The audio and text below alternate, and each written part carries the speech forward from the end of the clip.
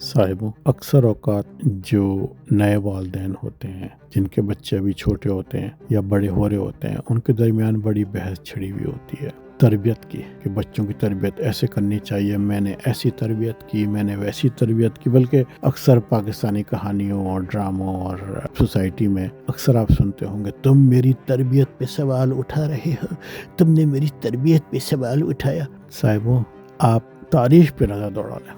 تربیت ایک کوشش ہوتی ہے، اولاد کیسے نکلتی ہے اس کا آپ سے کوئی تعلق ہی نہیں۔ میں چونکہ میرا تعلق اسلام سے، مذہب سے ہے، تو آپ کو مذہبی حوالے دیتا ہوں کہ تربیت بحیثیت مسلمان آپ کوشش کرتے ہیں، صلہ اوپر والا دیتا ہے۔ اب میں آپ کو، کیونکہ اسلام جو ہے وہ پرفیکٹ فیملی کا تصور ہی پیش نہیں کرتا، وہ صرف پرفیکٹ عمل مانگتا ہے، پرفیکٹ کوشش مانگتا ہے۔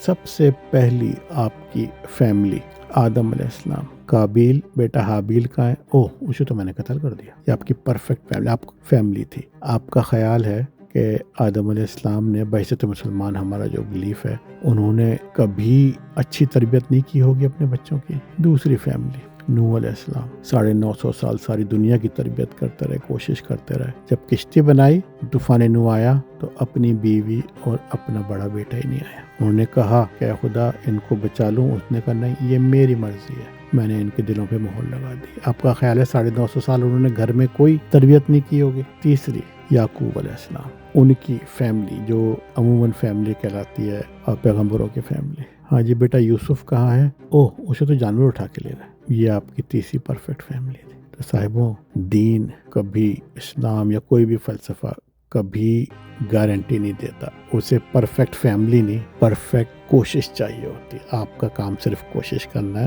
اسی لیے دوسروں کے بچوں پہ تنقید کرنا چھوڑ دیں، کیونکہ سب لوگ اپنی طرف سے کوشش پوری کرتے ہیں ایک اچھی نسل کو پروان چڑھانے کی۔